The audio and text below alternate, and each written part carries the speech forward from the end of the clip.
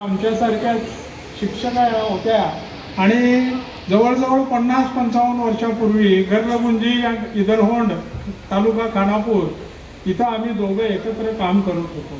त्याही शिक्षिका होत्या हे लक्षात घ्या. आणि आज एका शिक्षणाच्या क्षेत्र असू दे किंवा इतर क्षेत्र असू दे, या क्षेत्रात मदत करणारे त्यांचे चिरंजीव शिवराज जाधव साहेब, मला त्यापेक्षाही जास्त अभिमान आहे तो त्यांच्या वडिलांचा अनंतराव जाधव साहेब. हे आमच्या बेळगावच्या सैन्य दलामध्ये त्यांनी देशाची सेवा बजावलेली आहे. हा अतिशय अभिमानाचा असा भाग आहे. त्यांचे आजोबा ज्यांना आम्ही बाळेकुंद्रीचे जाधव सरकार म्हणत होतो, त्यांच्याबरोबरही काम करण्याची मला संधी मिळालेली होती. म्हणजे कसं गंमत आहे बघा, आजोबा, सुनबाई आणि त्यांचे नातू यांच्याबरोबर एकत्र काम करण्याचं, एकत्र बसण्याचा मान आम्हाला मिळाला. एक मोठं घराणं या ठिकाणी उपस्थित आहे. त्यांचंही मी मनपूर्वक कौतुक करतो की त्यांनी या कार्यक्रमाला, मोदगेकर साहेबांनी सांगितलं आम्हाला की त्यांनी कशी मदत केली. आणि या व्यासपीठावर या शाळेतून सेवानिवृत्त झालेले शिक्षक, या शाळेचे सध्या विद्यमान मुख्याध्यापक, ही सगळी मंडळी उपस्थित केल्याबद्दल या शतक महोत्सव समितीचं मी मनपूर्वक असं अभिनंदन करतो. मी जास्त वेळ घेणार नाही, कारण आज एक अतिशय चांगलं असं व्यक्तिमत्व इथं वक्ता म्हणून आलेलं आहे. मात्र एक गोष्ट मला सांगावीशी वाटते की आज आपल्या या निलजी शाळेचा शतक महोत्सव करत असताना या भागातील मराठीची पहिली शाळा कुठं झाली आणि कशी झाली त्याचा इतिहासही फार मनोरंजक आहे. आम्ही ज्यावेळी ब्रिटिशांच्या या काळामध्ये, म्हणजे 1818 साली ब्रिटिशांची राजवट पुऱ्या भारतभर आली आणि ब्रिटिशांचं राज्य सुरू झालं.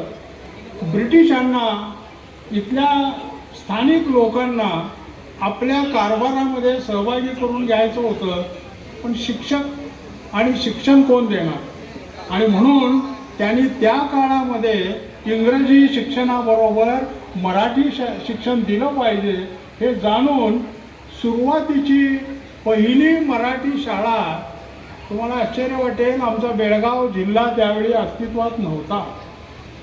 आमचा हा कर्नाटकसुद्धा अस्तित्वात नव्हता. आम्ही सगळे वेगवेगळ्या भागामध्ये विखुरलो गेलेलो असतो. आणि बेळगाव ज्यावेळी त्यांनी जिंकलं, पुण्याला आमच्या शनिवार वाड्यावरचा भगवा ध्वज काढून मराठ्यांची राजवट संपली आणि ब्रिटिशांची राजवट सुरू झाली. त्यावेळेला 1818ला आमचं बेळगावही त्यांनी जिंकलं आणि आमचं बेळगाव पहिल्यांदा जोडलं ते बळ्ळारी जिल्ह्याला जोडलं. आमचा पहिला जिल्हा बळ्ळारी जिल्हा होता. आणि आम्ही ज्यावेळी बळ्ळारी जिल्ह्यामध्ये बेळगावमध्ये होतो त्यावेळी पहिली शाळा, मराठी शाळा ही बेळगावात झाली नाही. पहिली मराठी शाळा हुबळी आणि धारवाड येथे 1826 साली झाली. वैशिष्ट्यपूर्ण गोष्ट आहे. म्हणजे आम्ही म्हणतो की आम्ही बेळगाव फक्त मराठी आहे म्हणून, हुबळी धारवाड पण मराठी होतं, हे इथल्या सगळ्या बांधवांनी लक्षात ठेवलं पाहिजे. त्यावेळी पहिली मराठी शाळा झाली. 1830 साली धारवाड जिल्हा निर्माण झाला आणि बेळगाव धारवाड जिल्ह्यात गेलं. आणि तिथं गेल्यावर बेळगाव जिल्ह्यात 1830 साली पहिली मराठी शाळा बेळगावला सुरू झाली. आज गणपत गल्लीमध्ये, कडोलकर गल्लीच्या टोकावर मराठी मुलांची शाळा नंबर 1 नावाची जी शाळा आहे ती आज जवळजवळ 200 वर्षापूर्वी सुरू झालेली, आज चालू असलेली शाळा आहे. तेव्हा असा हा इतिहास, या इतिहासाचे एक भागीदार म्हणजे आज आमच्या निलजीची शाळा. मगाशी आमच्या रामचंद्रराव मोदगेकरांनी या गावचं चांगलं वर्णन केलेलं आहे. मला आठवतं एक मराठीविषयी, मराठी भाषेविषयी, मराठी संस्कृतीविषयी आणि मराठी लिपीविषयी प्रेम असणारं गाव म्हणून आम्ही निलजीला गेले अनेक वर्ष ओळखतो. मला आठवतं की सुरुवातीच्या ज्या निवडणुका व्हायच्या त्यावेळी कोणतं गाव आमच्या मराठी उमेदवाराला जास्त मतदान देत आहे अशी स्पर्धा असायची. आणि मला आठवतं निलजी गावाने ही बक्षिसं 100% मतदान करून आम्हाला मिळवलेलं आहे. हे लक्षात ठेवा. हा वारसा देणारं हे गाव आहे. हा वारसा देणारं हे गाव, याला या शाळेचं मोठं सहकार्य लाभलेलं आहे असंच म्हणायला पाहिजे. कारण इथल्या या शाळेतून निघून गेलेले, इथल्या या शाळेतून बाहेर गेलेले अनेक विद्यार्थी आहेत. मी मगाशी सहज मोदगेकर साहेबांना म्हटलं अहो मोदिकर साहेब, या गावानं आम्हाला म्हटलं बेळगावला 2 आमदार दिले. हे रामचंद्रराव मोदियेकरांचे बंधू श्री कृष्णराव मोदियेकर आणि आमचे नारायणरावजी तळले, बेळगावचे आमदार. मोदियेकर पक्के आहेत. ते म्हणाले, अहो त्यांच्या आधी मी जिल्हा परिषद मेंबर होतो. ते 1989च्या सुमारला 87च्या सुमारला बेळगावमध्ये आमच्या जिल्हा परिषद सदस्य होते. आणि मला अतिशय अभिमान हा वाटतो की मी शिक्षक असल्यामुळे मी त्यांना विनंती करायचो की आमच्या मराठी शाळेसाठी काहीतरी बाबा तुम्ही केलं पाहिजे. आणि मला अभिमान आहे की आमच्या महाराष्ट्रीयकरण समितीचे एक आमदार मनोहर किनेकर आणि रामचंद्रराव मोदियेकर यांनी बेळगाव तालुक्यातल्या त्या वेळेपासून मराठी शाळांना फार मोठी मदत केलेली आहे. असा हा गाव जो आहे, या गावाला आम्ही एक मोटर बॉडी बिल्डरांचं गाव म्हणून ओळखत होतो. पण आज या गावाची, मगाशी त्यांनी सांगितलं की विविध क्षेत्रामध्ये कसे लोक गेलेले आहेत. वकिली व्यवसायामध्ये आमचे आजच्या कार्यक्रमाचे अध्यक्ष आहेत, त्यांच्याबरोबर इथं डॉक्टर आलेले आहेत. डॉक्टरकीच्या क्षेत्रामध्ये अनेक लोक तुमचे आहेत, इंजिनिअरिंग क्षेत्रामध्ये आहे. आणि आज बिल्डिंग क्षेत्रामध्ये निलजीचं गाव हे प्रामुख्याने घेतले जाते. हे अभिमानाची अशी गोष्ट आहे. अशा एका गावामध्ये आज या ठिकाणी हा कार्यक्रम पार पडतोय. या कार्यक्रमात सहभागी होताना मला इतकंच सगळ्यांना विनंती करायची आहे. मोदियेकर साहेब म्हणाले शाळेची पटसंख्या 230 आहे.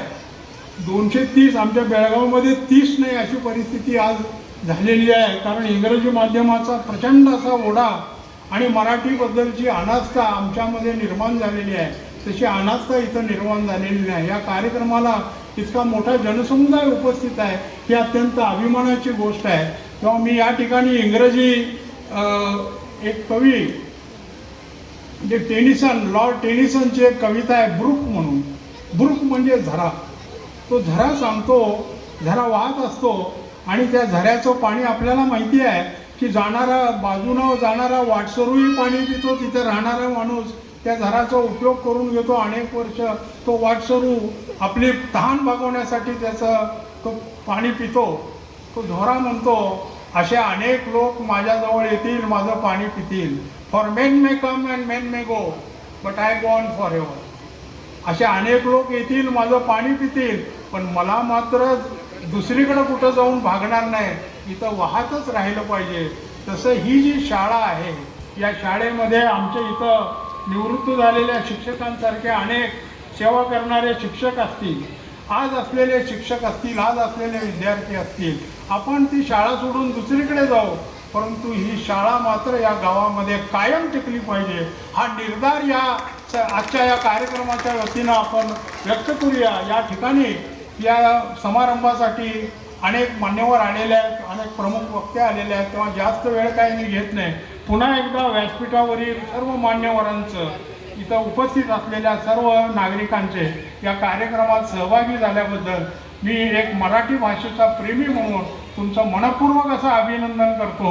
आणि जास्तीत जास्त अभिनंदन या शाळेचं, ही शतक महोत्सव समिती जी आहे त्या समितीत कार्य करणारे आणि त्यांना मदत करणारे या साऱ्यांचं मनपूर्वक कौतुक करून मी माझं भाषण संपवतो. जय हिंद, जय महाराष्ट्र. धन्यवाद सर. मराठी संस्कृती जपणारं गाव असा आपण उल्लेख केला. खरंच सर, मी मराठी, माझी भाषा मराठी, या मराठीसाठी वाटेल ते करणारे कार्यकर्ते मराठी माणसं आमच्या गावात आहेत. शाळा कायम टिकली पाहिजे असं आपण आवाहन केलं आणि ती टिकवण्यासाठी आम्ही सातत्यानं प्रयत्न करू अशी आम्ही ग्वाही देतो. यानंतर आजच्या कार्यक्रमाचे प्रमुख वक्ते आदरणीय श्री राहुल गिरी बीड हे यांना मी विनंती करतो की त्यांनी आम्हाला मार्गदर्शन करावं. तत्पूर्वी मी पाठीमागं बसलेल्या भगिनींना, विशेष करून भगिनींना विनंती करतो की आपलं बोलणं खूप सुरू आहे. आपण जेवणाच्या सुट्टीमध्ये जेवण करत असताना गप्पा मारूया. आता आपण वक्त्यांचं भाषण ऐकूया. आदरणीय राहुल गिरी सर. मराठवाड्याच्या भूमीतून घडलेले एक अभ्यासू, प्रभावी आणि समाजविमुख व्यक्तिमत्व म्हणजे श्री राहुल गिरी. महाराष्ट्र शासन व युनिसेफच्या YEWS अभियानाचे मराठवाडा विभागीय समन्वयक म्हणून ते कार्यरत आहेत. समाजकार्याच्या क्षेत्रात त्यांनी उच्च शिक्षण घेतले असून Karve institute of social services Pune येथून MSW पदवी A+ श्रेणीत संपादन केले आहे. सध्या ते समाजकार्य विषयात PhDचे शिक्षण घेत असून त्यांचा अभ्यास विषय मराठवाड्यातील दुष्काळ हा आहे. तसेच त्यांनी सेट परीक्षा उत्तीर्ण केली आहे. महाविद्यालयीन जीवनातच त्यांनी जवळपास 400 राष्ट्रीय व राज्यस्तरीय वक्तृत्व व वादविवाद स्पर्धेमध्ये विजेतेपद मिळवून आपली वक्तृत्व कला सिद्ध केली आहे. संसद भवन दिल्ली येथे महाराष्ट्राचे प्रतिनिधित्व करण्याची संधी मिळवून संसद कामकाजाचा अनुभव घेतलेला एक अभिमानास्पद टप्पा त्यांच्या आयुष्यात आहे. सामाजिक कार्यातही त्यांनी उल्लेखनीय योगदान दिले असून समाजभूषण, मराठवाड्याचा युवा वक्ता, स्वच्छता मित्र, यशवंत राज्यस्तरीय पुरस्कार अशा अनेक सन्मानाने त्यांना गौरवण्यात आले आहे. राज्यभर विविध विषयावर त्यांनी जवळपास 1600 व्याख्यानातून जनजागृतीचे कार्य केले आहे. तसेच विविध वर्तमानपत्रे व नियतकालिकामधून लेखन करून ते समाज प्रबोधन करत असतात. थोडक्यात सांगायचे झाले तर मराठवाड्याच्या मातीतला तेजस्वी विचारांचा दीप, ज्ञान, समाजकार्य आणि वक्तृत्व यांचा सुंदर संगम, प्रेरणेचा अखंड वाहणारा झरा, युवकांसाठी दीपस्तंभ, समाज परिवर्तनाचा मार्ग दाखवणारे व्यक्तिमत्व म्हणजे श्री राहुल गिरी. आपणाला मी विनंती करतो की आपण मार्गदर्शन करावं. थोडा आवाज बेस द्यायचा, इको झिरो. खरं तर आज दिनांक 12 एप्रिल आहे. आजच्याच दिवशी मी बरोबर 28 वर्षांचा होतोय. माझ्या उभ्या 28 वर्षाच्या या वयोमानात, या कालखंडामध्ये महाराष्ट्रभर आणि देशभर व्याख्यान, वैचारिक कार्यक्रमांच्या निमित्तानं वडीलधाऱ्यानं मला फिरता आलं. गावोगावी आणि शहरोशहरी मी गेलो. बऱ्याच ठिकाणी दिवाळीसारख्या एखाद्या सण उत्सवाच्या निमित्ताने असा गाव एकत्रित येऊन गावात उत्सव साजरा करताना मी पाहिला. माझ्या एकूण 28 वर्षाच्या आयुष्यात गावातल्या एखाद्या मोठ्या यात्रेच्या निमित्तानं गाव असा एकत्रित येऊन गावात जणू सण आणि उत्सव असल्यासारखं भारावून टाकणाऱ्या वातावरणात दंग झाल्याचा मी पाहिला. पण जबाबदारीनं आणि अभिमानानं सांगतो, माझ्या 28 वर्षाच्या वयोमानाच्या या कालखंडामध्ये आपण ज्या शाळेत शिकलो त्या आपल्या गावच्या शाळेला 100 वर्ष पूर्ण झाली. म्हणून इतक्या उत्साहानं दिवाळीसारख्या सणापेक्षाही जास्त संख्येनं एकत्रित येणारा पहिला गाव मी या देशात आणि माझ्या हयातीत सगळ्यात पहिल्यांदा पाहतोय. त्याबद्दल या निलजीकरांचं मी मनापासून अभिनंदन आणि कौतुक या निमित्ताने करेल. खरंच माऊली ज्ञानोबाराय जर आज इथं असते तर ज्ञानोबांच्या मुखात पुन्हा एकदा ती उभी आली असती की माझा मराठाची बोलू कौतुके परी अमृतातेही पैजा जिंक्या इसे अक्षरे रसिक मिळेल. एवढं कौतुक तुम्हा सगळ्यांचं करावं अशी अभिलाषा तुम्हा सगळ्यांच्या कृतीतून या ठिकाणी जाणवते. मी महाराष्ट्रातून येतो, विशेषत्वानं शिवछत्रपती आणि छत्रपती शिवाजी महाराजांची, भोसल्यांची जी भूमी आहे ते मराठवाड्याच्या मातीतून येतो. पण जबाबदारीने सांगतो, जेव्हा जेव्हा बेळगावच्या मातीत येतो, पुण्याच्या नंतर मराठी प्रतीची सर्वोत्तम अस्मिता जर कुठे असेल तर या बेळगावच्या मातीत मला सातत्यानं पाहायला मिळते. आणि ती अस्मिता तुम्ही तुमच्या कृतीतून दर्शवताय, त्याबद्दल मी तुम्हा सगळ्यांचं अभिनंदन करेन. बॅरिस्टर नाथपै सारख्या एखाद्या माणसाला तुम्ही इथंच अंगा खांद्यावरती राजकारणाचे धडे देत गिरवलं, खेळवलं. याच बेळगावच्या मातीमध्ये कधी काळी पु ल देशपांडेंसारखा मराठीतला एखादा सर्वोत्तम साहित्यिक शिक्षणाचे, ज्ञानाचे धडे इथंच देत होता. याच बेळगावच्या मातीत आजही आपल्याला देशाच्या सैन्य दलात लढणाऱ्या अनेक सैनिकांना मराठा लाईफ इन्फंट्रीच्या माध्यमातून प्रशिक्षणाचे धडे मिळत असल्याचे पाहायला मिळत आहे. यातून या बेळगावच्या मातीतली आणि विशेषत्वानं तुम्हा सगळ्यांची मराठी भाषेप्रतीची, मराठी प्रतीची तळमळ आणि मराठी प्रतीचा आदर आपल्या सगळ्यांच्या अंतःकरणातून प्रवाहित होतो आणि वाहत असल्याचं मला या ठिकाणी जाणवतोय. मी जबाबदारीने आवर्जून या कार्यक्रमाच्या निमित्तानं तुम्हा सगळ्यांकडे पाहिल्याच्या नंतर, बेळगावकरांच्या मध्ये आल्याच्या नंतर आणि विशेषत्वानं आज निलजीतल्या तुम्हा सगळ्यांमध्ये आल्याच्या नंतर मला मराठी प्रतीचं आपल्या सगळ्यांचं प्रेम, मराठी भाषा प्रतीची आपली जाणीव पाहिल्याच्या नंतर नागो नांदापूरकर नावाच्या एका कवीची कविता आठवते.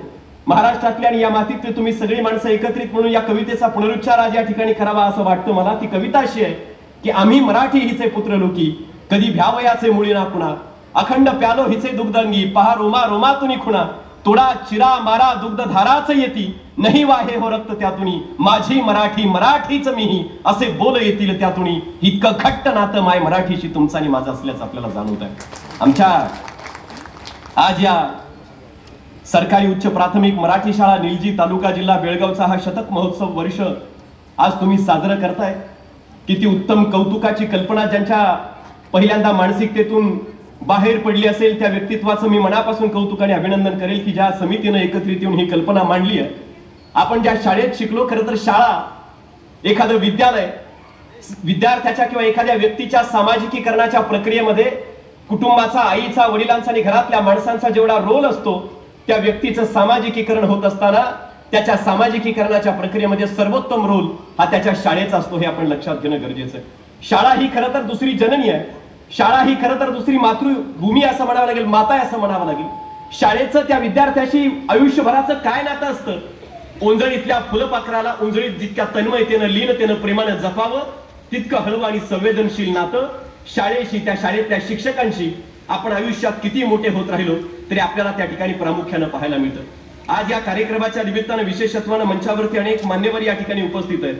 माझ्यासारख्या तरुणाचा इथं मराठवाड्याच्या मातीतल्या बीड सारख्या भूमीतल्या एखाद्या युवकाचा तुम्ही या ठिकाणी यथोचित सन्मान, आदरपूर्वक सन्मान या ठिकाणी केला, यातूनही तुमच्या बेळगावकरांच्या, निलजीकरांच्या हृदयाचं मोठेपण मला या ठिकाणी जाणवतंय. या कार्यक्रमासाठी व्यासपीठावरती उपस्थित असलेले दातृत्व ज्यांचं अलोट आहे ते आदरणीय हरिभक्त परायण सुद्धा आहेत. या बाबीचं मला कौतुक वाटतंय की आपण वारकरी संप्रदायाशी विशेषत्वानं जोडले गेलेले आहेत. ते आदरणीय श्री शिवराज अनंतरावजी जाधव साहेब, मध्यवर्ती मयेश समितीचे अध्यक्ष प्रकाश मरगाळे साहेब, चंद्रकांत आनंदाजी पाटील साहेब, या कार्यक्रमाचे स्वागताध्यक्ष श्री रामचंद्र चुडामणी मोदगेकर, जिल्हा परिषदेचे माजी सदस्य आहेत. या निमित्तानं मंचावरती उपस्थित असलेले मालोजी अष्टेकर, रमाकांतजी कोंडुसकर, अमरजी बसवंत पाटील, आर एम चौगुलेजी, प्रकाशजी घोलपे, मंचावरती इतरही अनेक जण या ठिकाणी उपस्थित आहेत. या शाळेचे जुने शिक्षक, मुख्याध्यापक या निमित्तानं उपस्थित आहेत आणि प्रामुख्यानं ज्यांच्या माध्यमातून हा कार्यक्रम या ठिकाणी आयोजित केलाय ते शाळा शतक महोत्सव समितीचे अध्यक्ष रामचंद्र मोदगेकर, कार्याध्यक्ष ॲडव्होकेट लक्ष्मण पाटील, चिटणीस रमेशजी पाटील, भरमा खे गोमाणाचे छत्रुय पाटील, ज्यांच्या माध्यमातून मी इथे आलो ते शिवाय पाटील साहेब, चंद्रकांतजी पाटील, भावकांना मोदगेकर, भाऊराव मोदगेकर, भरमा पाटील, भरमाजी गाडेकर, सुनीलजी पाटील, हरिभक्त परायण सुनीलजी पाटील, लक्ष्मणजी पाटील, कल्लापा मोदगेकर, आपाजी गाडेकर आणि शाळा शतक महोत्सव समिती, सर्व उपसमित्या, आजी माजी विद्यार्थी, मुख्याध्यापक, शिक्षक वृंद, शाळा सुधारणा कमिटी, सर्व युवक मंडळे, महिला मंडळे व ग्रामस्थ, तुम्ही सगळे निलजीकर. चुकून कुणाचा नामोल्लेख राहिला असेल तर एक लेकरू या जाणीवेतून माझ्यासारख्या तरुणाला तुम्ही वडीलधारे ज्येष्ठ म्हणून क्षमा कराल, माफी ही अपेक्षा या निमित्तानं आपल्या सगळ्यांच्या मध्ये या कार्यक्रमाच्या निमित्ताने या ठिकाणी व्यक्त करतो. आज आपण आपल्या या शाळेतून शिकून गेलो, या शाळेच्या बाहेर पडलो. आज तुम्हाला शिकवणारे अनेक गुरुजन इथं पाठीमागं बसल्याचे मला या ठिकाणी पाहायला मिळतात. कदाचित अनेकांच्या स्मृती आज या क्षणाच्या निमित्तानं जाग्या होत असतील. किती भावकोमल, हृदयाच्या एखाद्या कोपऱ्यात जपून ठेवावं इतका सुंदर क्षण या मातीवरती तुम्ही या मातीच्या भाडावर आज गोंधू पाहताय. या बाबीचं खरंच अप्रूप वाटतंय. या बाबीचं मनापासून कौतुक आणि अभिमान मला या ठिकाणी वाटतोय. कधीतरी शाळेत दोन मित्र एकमेकांशी वाद घालत असतील तेव्हा या शाळेच्या एखाद्या फरशीवरती बसलेल्या पोराला इथं पाठीमागे बसलेले आमचे एखादे गुरुजन सांगत असतील, बाळा ही फरशी, ही बसण्याची जागा, शाळेचा हा वर्ग इथंच राहणार आहे, हे सोडून तुला पुढे भविष्यात तुझे आयुष्य रेखाटण्यासाठी पुढे जायचं.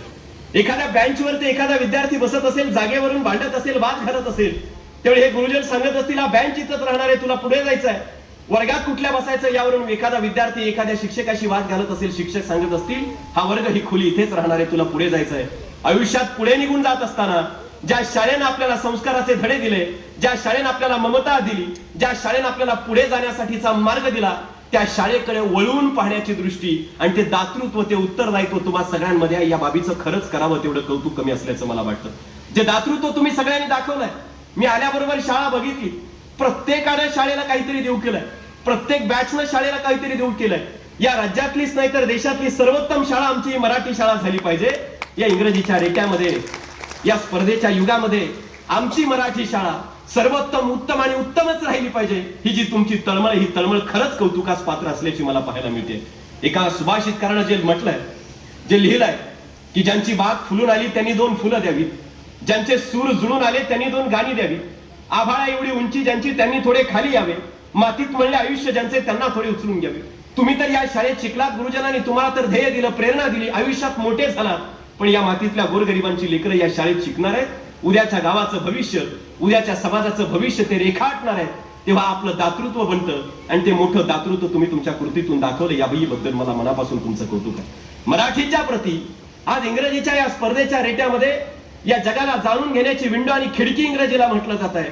पण दुर्दैवाने आमच्या मराठीकडे दुर्लक्ष होत असताना त्या ज्ञानोबांच्या मराठीकडे, त्या तुकोबांच्या मराठीकडे, त्या चिमुकल्या बोबड्या बोलणाऱ्या मुक्ताईच्या मराठीकडे, त्या शिवछत्रपतींच्या मराठीकडे, त्या प्रज्ञासूर्य डॉक्टर बाबासाहेब आंबेडकरांच्याही मराठीकडे, त्या क्रांतीसूर्य महात्मा ज्योतिराव फुलेंच्याही मराठीकडे, सावित्रीबाईंच्या मराठीकडे कदापि दुर्लक्ष होणार नाही. ही ठाम भूमिका या सीमा भागात सुद्धा तुम्ही राबवताय. या गोष्टीचा तुम्हा सगळ्यांच्या प्रति मला अभिमान वाटतो. मराठीत जी गोडवा आहे तो इतरत्र आपल्याला पाहायला मिळत नाही.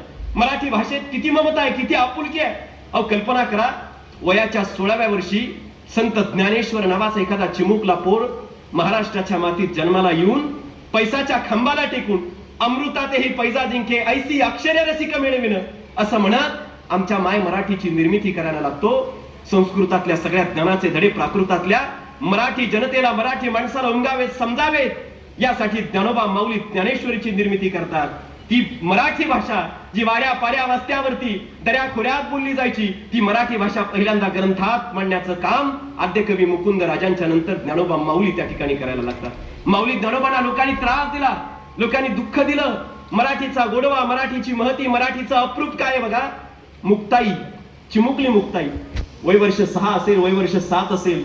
ज्ञानदादाला, ज्ञानोबा रायांना आळंदीतल्या लोकांनी दगड मारली, विटा मारल्या, शेण फेकून मारलं, अस्वस्थ झाले.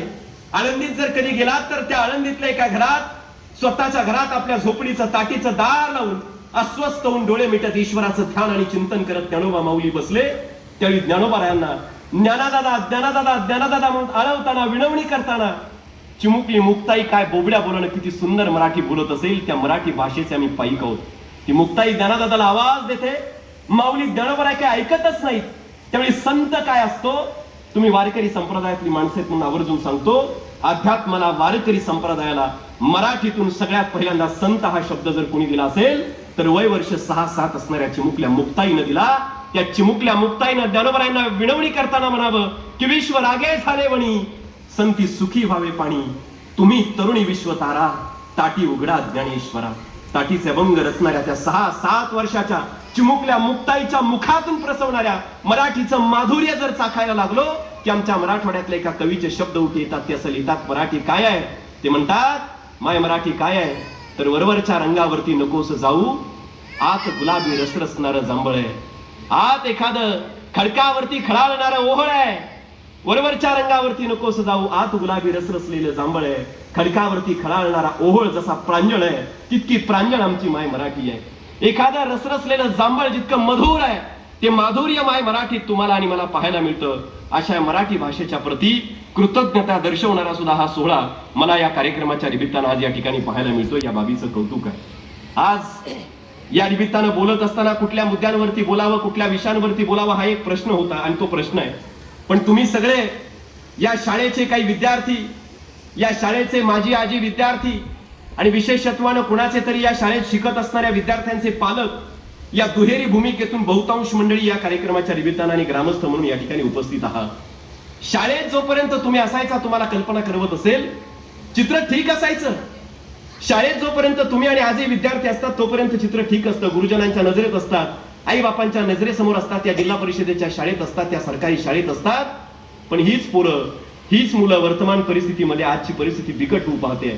हे चित्र सुधारण्यासाठी आपल्याला प्रयत्न करावे लागतील. या विद्यालयातून महाविद्यालयात पुणे, मुंबई, इंग्लंड, एखाद्या दिल्ली सारख्या शहरात पोरं शिकायला जातात. तेवढी 31च्या अंधाऱ्या रात्री विद्यालयातून महाविद्यालयात जाता जाता आमच्या पावलांचा प्रवास ग्रंथालयाच्या दिशेनं होण्याचं सोडून आज मद्यालयाच्या दिशेनं होत असल्याचं चित्र सुद्धा तुम्हाला आणि मला पाहायला मिळतं. शाळेनं आम्हाला काय दिलं? शाळेनं आम्हाला संस्कार दिले, शाळेनं आम्हाला शिस्त दिले, शाळेनं आम्हाला जगण्याची एक वाट दिली. पण एखाद्या पाश्चिमात्य संस्कृतीच्या अनुकरणाच्या ठसात जर आम्ही एकदा गेलो, आम्ही हे संस्कार कुठे विसरतो? आजची पिढी हे संस्कार कुठे लोप पावते? उद्या या शाळेला ज्यावेळी 150 वर्ष पूर्ण होतील, उद्या या शाळेला ज्यावेळी 200 वर्ष पूर्ण होतील, तुमच्यासारखी एक संस्काराची पिढी घडली म्हणून 100वा वर्ष तुम्ही शतक महोत्सव साजरा करताय. येणाऱ्या पिढ्यांनी सुद्धा ही कृतज्ञता शाळेच्या प्रती ठेवायची असेल तर आपल्याला तुमच्यावरती शाळेनं केलेला, या मातीत झालेला तो संस्कार येणाऱ्या पिढ्यांवरती सुद्धा अबाधितपणे होणं, अबाधितपणे घडणं आणि घडवणं मला वाटतं सगळ्यात जास्त गरजेचं, हे लक्षात घ्या. आणि म्हणून पालक म्हणून इथं उपस्थित असलेल्या प्रत्येक माणसानं उद्याच्या या पिढ्या घडवत असताना, उद्याच्या समाजाचा उत्तम नागरिक घडवत असताना काय देणं गरजेचं आहे? विकारांचा जो जाळ एकेकाळी दिला जात नसायचा. कोरोनाच्या नंतर सरकारी शाळांमधली परिस्थिती बहुधा बदलली आहे. कोविडच्या पूर्वी चित्र असायचं. तुमच्यातल्या अनेकांना आठवत असेल, अनेकांकडे बटनचा मोबाईल असायचा. तुमच्या काळात तर मोबाईलच नसेल, आमच्या काळात बटनचा छोटा फोन असायचा. सापाचा गेम, त्याच्यावर आम्ही लेकरं खेळायचो. आई वडील तेव्हाही म्हणायचे, बाळा मोबाईल बाजूला ठेव आणि अभ्यासाला बस. पण आई बापांना आता असं म्हणावं लागतंय, शाळा इतक्या बदलल्यात, बाळा मोबाईल घे आणि अभ्यासाला बस. इंग्रजी शाळांचं वास्तव पाहायला मिळतं. लेकरं कोरोना नंतर सगळा अभ्यास मोबाईल वरती झाला मुलाबाळांचा, आणि तेच विद्यार्थी त्या मोबाईल वरती अभ्यासच करतायत की अजून काय करतायत हे बघायला सुद्धा सरकारी शाळेत आज आम्हाला इंग्रजी शाळांमध्ये वेळ मिळत नाही, त्या पालकांना वेळ मिळत नाही, असं असणारं चित्र सगळीकडे तुम्हाला पाहायला मिळतं. आणि म्हणून संस्कार या सगळ्यांमध्ये उत्तम समाजाला मार्गस्थ होण्यासाठीचे संस्कार जर कोण देऊ पाहत असेल तर ते आम्हाला मराठी शाळेत माता पित्यांच्या नजरेतच त्या ठिकाणी पाहायला मिळत आहेत, माता पित्यांच्या छत्रछायेतच त्या ठिकाणी पाहायला मिळतात. हे तुम्हाला मला आणि प्रत्येकाला समजून घेणं मला वाटतं गरजेचं आहे. अशा परिस्थितीमध्ये विकारांचा जो जाळ या पिढीला दिला जातो आहे, ही कृतज्ञता आजच्या पिढीमध्ये जी आम्हाला पाहायला मिळत नाही, ही कृतज्ञता जर आम्हाला रुजवायची असेल तर विकारांचा जाळ इथं जमलेल्या प्रत्येकानं या पिढीला दिलेला मागं ओढणं गरजेचं आहे. तो कसा? आज काय होत आहे? आज वडीलधारी आणि ज्येष्ठ म्हणून तुम्ही आम्ही सगळी जमलेली माणसं आजच्या पिढीबद्दल, आजच्या तरुणांच्या बद्दल असं म्हणत असतो की आजची पिढी भरकटते, आजच्या पिढीच्या पावलांची वाट चुकते, आजची ही पिढी चुकीच्या वाटेनं जाते. या पाठीमागं काही कारण सुद्धा आहे. कारण पूर्वीच्या काळात तुम्हा सगळ्यांना आठवत असेल शाळेतलं वातावरण कसं असायचं आणि वर्तमानातलं वातावरण कसं असल्याचं तुम्हाला मला पाहायला मिळतं. आधुनिकतेच्या रेट्याखाली, पाश्चिमात्यांच्या प्रभावाखाली, वेस्ट कंट्रीजचं वेस्ट स्वीकारण्याच्या नादात आम्ही आमचं वेस्ट स्वतःचं कधी करून घेतो आमचं आम्हाला कळत नाही. पूर्वी हे चित्र नसायचं, पूर्वी हे वास्तव नसायचं, पूर्वी गावचं चित्र वेगळं असायचं. 5वीच्या वर्गात शाळेत जर पोरगं गेलं, आई शेतात डोक्यावर टोपली घेऊन घरी शेतात निघायची आणि शाळेतून पोरगं आलं, मुलगा आला, असं या घराच्या खाली ओट्यावर ओसरीवरती आईनं टोपलीच्या खाली भाकरी ठेवलेली असायची आणि ती भाकरी काढायची आणि भाकरीचा एखादा घास मुखात लेकरू घालायचं. आई ज्या वाटेनं शेतात गेली आहे, शाळेतून आलेलं पोरगं हातात पाटी पेन पुस्तकं घ्यायचं आणि ज्या वाटेनं आई शेतात गेली त्या वाटेवरती एखाद्या लिंबाच्या एखाद्या झाडाखाली अभ्यास करत बसायचं. माझी आई कधी येते याची वाट पाहत बसायचं. अभ्यासाच्या सोबतीनं आई प्रतीची ममता, आई प्रतीच्या ममतेचा संस्कार ही शाळा त्याच्यात रुजवायची.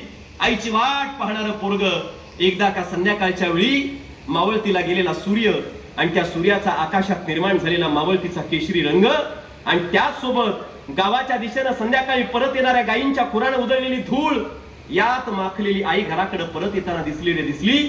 तो मुलगा हातातले पाटी पेन पुस्तकं फिरकावून द्यायचा, आईच्या दिशेनं धो धावत जायचा, आईला करकचून मिठी मारायचा. आईच्या डोईची ती टोपली, ती पाटी अशी पडायला व्हायची तरी सुद्धा आई कडेवर त्या लेकराला प्रेमानं उचलून घ्यायची, त्याच्या गालाचे 2 प्रेमानं पापे घ्यायची, त्याच्याशी प्रेमाचे 5 मराठीतले शब्द बोलायची, घरात घेऊन यायची. कल्पना करा, हे तुमच्या माझ्या काळातलं चित्र होतं. या 5 वर्षात, या 10 वर्षात शाळेत शिकणाऱ्या एखाद्या लेकराबद्दलचं हे वातावरण दिसतंय का? हे चित्र आज तुम्हाला समाजात पाहायला मिळतंय का? शेतातून येणारी आई दिसत नाही, भले कामावरून येणारी आई असू द्या, पण कामावरून, कंपनीतून, ऑफिसवरून येणाऱ्या आईला प्रेमानं दूर धावत जाऊन बिलगणारं लेकरू आज शाळेतलं आम्हाला कधी पाहायला मिळतंय का? मग हे का घडतं? इंग्रजी शाळेच्या रेट्याखाली आम्ही फक्त शिक्षण आणि पुस्तकाचे धडे गिरवता आमच्या लेकरांच्यातली ममता, आमच्या लेकरांमधली संवेदनशीलता, आमच्या लेकरांमधली भावनिकता कुठे हरवतोय की काय, हा प्रश्न आहे. अशी परिस्थिती तुम्हाला आणि मला आज निर्माण झाल्याची पाहायला मिळते, हे आम्हाला लक्षात घ्यावं लागेल. शाळा काय देत असते? शाळेतून आम्ही काय शिकायचं असतं? आम्ही फक्त पुस्तकातले धडे गिरवायचे नसतात, पुस्तकातले धडे गिरून परीक्षेत फक्त गुणात्मक मार्क मिळवायचे नसतात. ज्या माऊली ज्ञानेश्वरांनी ही मराठी भाषा उभी केली, आज एखादं पोरगं उठतं आणि असं म्हणतं, या वर्षीच्या पुस्तकात, मराठीच्या पुस्तकामध्ये ज्ञानोबा माऊलींचा अभंग, ज्ञानोबांच्या ओव्या किती मार्कांना पडतील? तुकारामांनी लिहिलेला भेदाभेद ब्रह्ममंगळ सारखा एखादा अभंग कविता स्वरूपात आहे. एखादा मुलगा उठतो आणि म्हणतो, तुकोबा या वर्षी किती मार्कांना पडतील? कुसुमाग्रजांचं नाव तुम्ही या मंडपाला दिलंय. कुसुमाग्रजांची एखादी मराठीवरची कविता असते, एखादा मुलगा उठतो आणि म्हणतो, कुसुमाग्रज किती मार्कांना पडतील? ज्या माणसाने ही माती उभा केली, ज्या माणसाने आमची भाषा उभा केली, ती माणसं पडतील कशी? हा प्रश्न कधीतरी आमच्या अंतःकरणाला आम्ही विचारला पाहिजे. आम्ही शाळेतून काय देतो? आम्ही शाळेतून काय रुजवतो? उत्तमता रुजवण्याचं काम जर कोण करत असेल ते आजही मराठी शाळाच करतायत, हे लक्षात घ्यायला शिका. हे त्या चकचकीत तंत्रशुद्ध पद्धतीने निर्माण झालेल्या कृत्रिम बुद्धिमत्ता रुजवणाऱ्या इंग्रजी शाळांतून मराठी शाळेत जे संस्कार दिला जातो, तो संस्कार रुजणं मला वाटतं अशक्य आहे. आणि ही बाब आपण लक्षात घेणं मला वाटतं गरजेचं आहे. फक्त पुस्तकातले, फक्त आमच्या गुणपत्रिकेतले मार्क आमचं आयुष्य रेखाटत नसतात. मी एक उदाहरण नेहमी सांगत असतो. साने गुरुजींचं नाव ऐकलंय का कधी? साने गुरुजी, साने गुरुजींचं मराठी, साने गुरुजींनी श्यामची आई नावाचं पुस्तक लिहिलं मराठी भाषेत. श्यामची आई पुस्तक आज प्रत्येकानं घरी जाऊन वाचावं, प्रत्येकानं वाचलं पाहिजे. इतकं गोड आईच्या आठवणी साने गुरुजींनी लिहिल्या. साने गुरुजी म्हणतात, मी पुण्यामध्ये शिकायला होतो, पुण्यात गुरुकुलात शिकायचो. गुरुकुल पद्धती आहे. काखेत गुरुनी एक झोळी दिलेली असायची, एक भिक्षा मागायला मधुकरी मागायला झोळी असायची. कळतंय ना मी बोलतोय ते? मधुकरी मागायची झोळी असायची. साने गुरुजींना एक घर ठरवून दिलेलं असायचं, प्रत्येक विद्यार्थ्याला एक घर ठरवून दिलेलं असायचं. आणि त्या गुरुकुल पद्धतीत त्या शाळेतले सगळे विद्यार्थी ठरवून दिलेल्या घरी मधुकरी मागायला भिक्षा मागायला जायचे. आणि तेवढ्या एकाच घरी मधुकरी आणि भिक्षा मागायची, मिळेल त्यांना खायचं, जगायचं, अभ्यास करायचं आणि झोपायचं. साने गुरुजी म्हणतात, मी एके दिवशी भिक्षा मागायला त्या घरी गेलो, मधुकरी मागायला गेलो. मधुकरी मागायला गेलो आणि पाहिलं तर काय, त्या घराला लॉक लावलेलं, घराला कुलूप लावलेला आहे. आता प्रश्न पडला, मधुकरी मागायची कुठे आणि खायचं काय? दुसऱ्या घरी जाता येत नाही. शेजाऱ्या पाजाऱ्याने विचारलं, ही माणसं कुठे गेली? त्यांनी सांगितलं, ही माणसं परगावी त्यांच्या नातेवाईकांच्याकडे गेलीत. आता 2 दिवस ती काही येणारच नाहीत. 2 दिवस ती माणसं काही येणारच नाहीत. साने गुरुंच्या मनात प्रश्न निर्माण झाला. भीतीचा आगडोंब उसळला. पोटात भुकेची ज्वाळा उठली आहे. खायचं काय हा प्रश्न आहे. 2 दिवस उपाशी पोटी कसं जगायचं हा प्रश्न आहे. साने गुरुजी अस्वस्थ झाले. भुकेचा प्रश्न त्यांना छेडायला लागला. साने गुरुजी अस्वस्थ झाले आणि जवळच असणाऱ्या पांडुरंगाच्या, विठ्ठलाच्या, कानडा राजा जो पंढरीचा म्हटला जातोय, त्या पंढरीश परमात्म्याचं देऊळ आहे, त्या पांडुरंगाच्या देवळात जाऊन साने गुरुजी अस्वस्थ होत ईश्वराकडे पाहत ईश्वराचं ध्यान करत बसले. ईश्वराकडे साने गुरुजी पाहत आहेत, पंढरीच्या मूर्तीकडे पांडुरंगाच्या पाहत आहेत. भुकेचा प्रश्न आहे, खायचं काय हा प्रश्न आहे.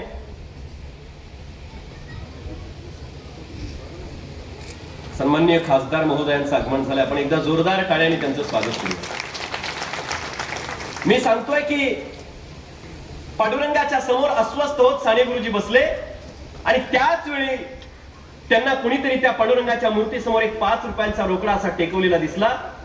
साने गुरुजींना वाटलं उठावं, धावतच जावं, ते 5 रुपयाचे उचलावेत, त्या 5 रुपयांचे बाजारात जाऊन चणे फुटाणे विकत आणावे आणि आजच्या दिवसाची पोटाची भूक भागवावी. साने गुरुजी सांगतात, आठवण लिहिताना म्हणतात, मी उठलो सुद्धा, धावत गेलो, त्या 5 रुपयांना उचलायला गेलो, त्यावेळी माझ्या कानात आवाज आला. मी 4थीच्या वर्गात मराठी शाळेत असताना 4थीची परीक्षा पास झालो. घरी गेलो आणि घरी गेल्याच्या नंतर आईच्या खिशात, आई घरी गेल्याच्या नंतर घरी एक पाहुणे आले होते, त्यांच्या खिशातले 20 रुपयांची नोट मी चोरली. खुंटीला त्यांचं शर्ट अडकवलेलं होतं. साने गुरुजी म्हणतात, त्यांच्या खिशातल्या 20 रुपयांची नोट मी चोरली आणि ती नोट चोरल्याचं आईला कळालं. त्यावेळी आईने मला सांगितलं होतं की बाळ श्याम, 4थीच्या वर्गात तुझ्या मराठी शाळेतले गुरुजी तुला शिकवतात की बाळा, माणसानं आयुष्यात कधी चोरी करायची नसते. हा धडा जर तुझ्या जीवनात उतरला नसेल आणि तुला 4थीच्या वर्गात 100 पैकी 100 जरी गुणपत्रिक मिळाले तरी 5वीच्या वर्गात जायला तू काही समर्थ असू शकत नाहीस. 5वीच्या वर्गात जायला तू समर्थ असू शकत नाहीस. साने गुरुजी म्हणतात, पोटातली भूक कुठचे कुठे पळाली कळालं नाही. ते 5 रुपये देवासमोरचे तसेच पडू दिले, त्याला हात सुद्धा लावला नाही. 2 दिवस उपाशी पोटी राहिलो, पण आयुष्यात मात्र मी कधीच चोरी केली नाही. साने गुरुजी सांगतात, ते संस्कार फक्त तुमची मराठी शाळा, तुमचे गुरुजन आणि तुमचे पालक तुमच्यात रुजवू शकतात, हे लक्षात घ्या. आज या जगण्याच्या स्पर्धेमध्ये गुणांच्या सोबतीनं, गुणपत्रिकेतल्या संख्यात्मक मार्कांच्या सोबतीनं संस्काराची दिशा सुद्धा वर्तमान पिढीतल्या विद्यार्थ्यांना, वर्तमान पिढीला समजणं, शिकवणं मला वाटतं गरजेचं आहे. आम्ही छत्रपती शिवाजी महाराजांचा मराठी म्हटल्याबरोबर आमची अस्मिता जागृत होते आणि छत्रपती शिवाजी महाराजांचा उल्लेख आमच्या मुखातून बाहेर पडतो. आज कोण मराठी? छत्रपती शिवाजी महाराज की म्हटल्याबरोबर ज्याची छाती अभिमानानं फुलून येते, त्याच्या अंतःकरणात मराठी प्रतीची माया, मराठी प्रतीची अस्मिता आजही अबाधित आहे. आम्हाला जाती ठाणपणे या कार्यक्रमाच्या निमित्तानं छाती ठणकावून सांगावं लागेल. ते छत्रपती शिवाजी महाराज घडले त्यावेळी काय शाळा होत्या का? पण मी असं सांगेल, आईनी, वडिलांनी, परिसरातल्या इत्यादींनी जे काही शिक्षण दिलं, जे काही संस्कार दिले, ते संस्कार एक उत्तम प्रकारची शाळाच होती असं म्हणावं लागेल. त्या शिवरायांच्या संस्कारातून आमची मराठी भाषा घडली. त्या जिजाऊंच्या संस्कृतीतून, जिजाऊंनी दिलेल्या संस्काराच्या विचारांच्या मालिकेतून आमची मराठी भाषा घडली आहे. आणि म्हणून तसे संस्कार उद्याच्या पिढ्यांच्या वरती देत असताना आम्हाला शिवरायांच्या मराठीचा, आम्हाला तुकोबांच्या, ज्ञानोबांच्या, मुक्ताईंच्या मराठीचा तो उत्तम माणूस वारकरी जर घडवायचा असेल, तो वारी विचारांचा माणूस जर तुम्हाला आणि मला निर्माण करायचा असेल, तर या बेळगावच्या, या निलजीच्या मातीमध्ये मी जबाबदारीनं सांगेल, आई आणि वडील म्हणून इथं जमलेल्या प्रत्येकाला तो संस्कार सुद्धा त्यांच्यावरती देता येणं गरजेचं आहे. उद्या येणाऱ्या काळाला, उद्याच्या येणाऱ्या पिढ्यांना तुम्ही या कार्यक्रमाच्या माध्यमातून एक चांगला धडा देताय, एक चांगली शिकवण देताय. मी जबाबदारीनं सांगेल, शिवाय पाटील सर, मी जबाबदारीनं सांगेल, अशा पद्धतीचा कार्यक्रम जर एखाद्या गावात होत असेल, या गावातला एखादा मुलगा शिकून सवरून जर परदेशात नोकरीला गेला तर काय होतं माहिती का चित्र? आज मोठेपणा कशात मानला जातो? एखादा मुलगा शिकावा, मोठा व्हावा आणि शिकून सवरून मोठा झाल्याच्या नंतर परदेशात अमेरिका इंग्लंडला त्यानं नोकरीला जावं आणि तिथून परत येताना त्यानं पैशांच्या थैल्या घेऊन परत आला की आम्हाला वाटतं तो मोठा झाला, पण परत येताना पैशांची बॅग घेऊन तो परत येत असेल तर अभिमान आहे, पण त्याच्यासोबत आमचे संस्कार जर त्या मातीत मिसळले जात असतील आणि तिकडची संस्कृती स्वीकारून एखादी व्यसनं दारूची बॉटल घेऊन सोबत परत येत असेल तर मग आमच्या शिक्षणाला काय अर्थ उरतो का? मी जबाबदारीने या कार्यक्रमाच्या निमित्तानं सांगेल, असे सोहळे, असे कार्यक्रम, ही जबाबदारी, ही तळमळ जर तुम्ही दर्शवत राहिला तर निलजीच्या मातीतलं एखादं पोरग शिकेल, सवरेल, मोठं होईल, परदेशात इंग्लंड अमेरिकेला नोकरीला जाईल, तिथून परत येताना पैशाची थैली त्याच्या हातात असेल, पण दुसऱ्या बाजूला आमची संस्कृती मातीत न मिसळवता, आमचे संस्कार त्या मातीत न मिसळवता दुसऱ्या हातात दारूची बॉटल नसेल तर त्याच्या अंगावरती या देशाचा तिरंगा ध्वज असेल आणि गळ्यामध्ये एखाद्या ऑलिम्पिक सारख्या स्पर्धेचं मेडल घेऊन तो पोरगा परत आल्याशिवाय राहणार नाही. हे जबाबदारीने आणि छाती ठोकून या कार्यक्रमाच्या निमित्तानं तुम्हा सगळ्यांना सांगण्याचं काम मी या कार्यक्रमाच्या निमित्तानं करेल. आज पुस्तकातले धडे, शाळेच्या शिक्षणातले धडे कुठे राहिले हा प्रश्न आहे. मोबाईल सारख्या गोष्टीनं काय चंगळवाद निर्माण केलाय आमचं आम्हाला कळत नाही. आज आमच्या जाणीवा या शाळेप्रती, या शिक्षणाप्रतीच्या कुठच्या कुठे या मोबाईलमुळे पळाल्या तुमचं आम्हाला कळत नाही. दुर्दैवानं वडीलधाऱ्यानं इथं महिला भगिनी मोठ्या संख्येने उपस्थित आहेत. मी तुम्हाला आवर्जून सांगेल, काही वडीलधारे तुम्हाला आवर्जून सांगेल, आजच्या पिढीला, आजच्या चिमुकल्यांना, आजच्या तरुणाईला आपल्या शाळेप्रती आपुलकी, आपल्या भाषेप्रती, आपल्या संस्कृतीप्रतीची आपुलकी का नष्ट होतीये? या पाठीमागं तुम्ही आम्ही तसे संस्कार त्यांना देतोय का हा विचार, हा प्रश्न आम्हाला या कार्यक्रमाच्या निमित्ताने या ठिकाणी विचारावा लागेल. मी गावोगावी व्याख्यानाला जातो साहेब. एखाद्या गावात जर व्याख्यानाला गेलं, व्याख्यान संपलं आणि चहा घ्यायला जर एखाद्या घरी गेलं ना, चहा घ्यायला एखाद्या घरात जाऊन थांबलं, त्या घरामधलं 6-7 वर्षाचं चिमुकलं पोर असतं साहेब, चिमुकला मूल असतो 6-7 वर्षाचा, शेजारी बसलेला असतो, माझ्या वडील असतात, त्या लेकरासोबत मी खेळतो, गप्पा गोष्टी करतो. वडील म्हणतात, साहेब आमचं पोरगं खूप हुशार आहे. मी विचारलं ना, काय येतं 6 वर्षाच्या पोराला? किचन मध्ये चहा करत असलेली आई असते, धावतच बाहेर येते आणि मला म्हणते, साहेब काय येतं म्हणून काय विचारता? आमच्या पोराचं वय 6 वर्ष आहे, पण वयाच्या 6व्या वर्षी माझा सगळा अँड्रॉइड मोबाईल त्याला हँडल करता येतो. वयाच्या 6व्या वर्षी आपल्या पोराला अँड्रॉइड हँडल करता येतो. याचा अभिमान जर आपण बाळगायला लागलो तर तुम्हाला तुमच्या शाळेचा उद्या जसा अभिमान वाटतो तसा अभिमान उद्याच्या पोरांना वाटेल का? हा प्रश्न आहे. वयाच्या 7व्या वर्षी एखादं पोरग सगळं व्हॉट्सअप वापरतो, युट्यूब वापरतं, याचा आई बापांना अभिमान वाटतो. एखादा बाप अभिमानानं सांगत नाही, आमचं पोरग वयाच्या 6व्या वर्षात आहे, पण वय वर्ष 6 असताना वाचायला लागलंय. माऊली नरोबांच्या ज्ञानेश्वरीतल्या 4 ओव्या आमच्या पोरानं पाठ केल्या. एखादा बाप असं सांगत नाही, वय 7 वर्षाचं आहे, पण आपल्या तलवारीच्या बळावर आई जिजाऊच्या डोळ्यातलं स्वप्न 1000 पटीनं सत्यात उतरवणाऱ्या छत्रपती शिवाजी महाराजांचं 50 पानाचं पुस्तक माझ्या पोरानं वाचायला घेतलंय. आणि मरण्याचा अर्थ काय असतो? ज्या माणसाचे डोळे काढले, जीभ कापली, ज्या माणसाचे हात छाटले, पाय कापले, तरी सुद्धा न झुकणं काय असतं? सर कटा धड कटा लेकिन पीछे न हटा वो मराठा. हे बिरुद ज्या छत्रपती संभाजीराजांनी दाखवून दिलं, त्या छत्रपती संभाजीराजांच्या चरित्राचं पुस्तक वाचायला आम्हाला वेळ नसेल तर हा अभिमान जो तुम्हाला शाळेचा वाटतोय तो उद्याच्या पिढ्यांमध्ये आम्ही रुजवण्यासाठी सक्षमपणे सक्षम ठरू का? हा प्रश्न आज या कार्यक्रमाच्या निमित्तानं तुम्हाला मी आवर्जून या ठिकाणी विचारेल. आणि म्हणून हे संस्काराची मालिका जर अबाधित ठेवायची असेल, ही संस्काराची मालिका जर आम्हाला पुढे अव्याहतपणे प्रवाहित ठेवायची असेल तर तुम्हाला आणि मला सगळ्यांना, आमच्या पिढ्यांना या मोबाईल सारख्या गोष्टीतून कुठेतरी बाहेर काढून आमच्या मराठीच्या पुस्तकांमध्ये रुजवावं लागेल. आमच्या कुसुमाग्रजांची एखादी कविता आमच्या बालमनावर रुंजी घालता आली पाहिजे. ज्ञानोबांच्या ज्ञानेश्वरीतल्या ओव्या आमच्या बालमनावरती त्यांनी रुंजी घातली पाहिजे. तुकोबांचे अभंग आमच्या मुलांच्या लक्षात आणि तोंडपाठ झाले पाहिजेत, तरी आमची ही संस्कृती अबाधित राहणार आहे. मराठी भाषा जी अबाधित आजही राहिली ती काय फक्त लिहिणाऱ्या वाचणाऱ्या लोकांमुळे राहिली का? बिलकुल नाही. आमची आजी एकेकाळी मराठीतले कुठले अक्षर येत नसायचे. आमची 9वारी नाटी नेसणारी एखादी आमची आजी लिहिता वाचता येत नसायचं, पण जात्यावरती दळण पीठ दळताना ज्या ओव्या गायची त्या ओव्यांमधून आमची मराठी जिवंत आहे. मौखिक दृष्ट्या आमची मराठी आजही जिवंत आहे. सावित्रीमाई फुलेंनी कुठल्या विद्यापीठाची पदवी मिळवली नाही, पण त्या सावित्रीमाईनं मराठी जिवंत ठेवली आपल्या शिक्षणाच्या कार्यातून, पवित्र कार्यातून. आज पुण्यातल्या सर्वोत्तम शिक्षणाच्या विद्यापीठाला माझ्या सावित्रीमाईचं नाव असल्याचं आपल्याला पाहायला मिळत आहे. बहिणाबाईंनी अक्षर गिरवता येत नव्हती, लिहिता येत नव्हतं, वाचता येत नव्हतं. मन वडाय वडाय उभ्या पिकातलं ढोर, कसं हाकावं हाकावं पुन्हा येतं पिकावर. अशा अभंग रचणाऱ्या, अशा कविता लिहिणाऱ्या माझ्या बहिणाबाईनं आपल्या मुखातल्या शब्दांतून त्या गाण्यांतून मराठी जिवंत ठेवल्याचे आपल्याला पाहायला मिळते. आणि त्या मराठीचा अभिमान याच तोलानं याच ताकदीनं आपल्याला जर बाळगवायचा असेल तर या मोबाईल सारख्या गोष्टींमध्ये आजची पिढी जी रुजू पाहते त्यातून आम्हाला कुठेतरी बाहेर यावं लागेल. लक्षात ठेवा, त्यातलं चांगलं आम्हाला घेता आलं पाहिजे हे आम्हाला समजून घेणं मला वाटतं आजच्या काळात गरजेचं आहे. शिक्षणाचा अर्थ आम्ही काय समजतो? शाळेतून आम्ही शिक्षण देतो. बऱ्याचदा आम्हाला शिक्षण म्हणजे फक्त पदव्यांचे कागद वाटायला लागतात. शिक्षण म्हणजे पदव्यांचे कागद नाही. इथं ज्योतिरावांच्या प्रतिमेचं पूजन तुम्ही केलंय, इथं सावित्रीबाईंच्या प्रतिमेला पुष्प तुम्ही अर्पण केलंय. माझ्या सावित्रीबाईने शिक्षणाचा अर्थ सांगितलाय. मुलींसाठी इथं महिला भगिनी तुमच्यासाठीची पहिली शाळा सावित्रीबाईनं काढली. सावित्रीबाईनं काव्य फुले नावाचं पुस्तक लिहिलं. कुठली पदवी न मिळवता पुस्तकं लिहिली. सावित्रीबाईनं सांगितलं शिक्षण म्हणजे काय. सावित्रीबाई म्हणते शिक्षणाने जाते पशुत्व, येते मनुष्यपण पहा. माणसाला माणूस बनवताना ते खरं शिक्षण असतंय. सावित्रीबाईंचं सांगणं आहे. एखाद्या आईला वाटतं माझ्या पोरानं डॉक्टर व्हावं, एखाद्या वडिलांना वाटतं माझ्या पोरानं इंजिनियर व्हावं, एखाद्याला वाटतं माझ्या पोरानं वकील व्हावं. ज्योतिराव फुले आणि सावित्रीबाई सांगायचे तुमचं पोरग वकील होईल, डॉक्टर होईल, इंजिनियर सुद्धा होईल, पण आमच्या शिक्षणाचं पहिलं कर्तव्य हे असलं पाहिजे की तुमचं पोरग सगळ्यात पहिल्यांदा एक चांगला माणूस झालं पाहिजे.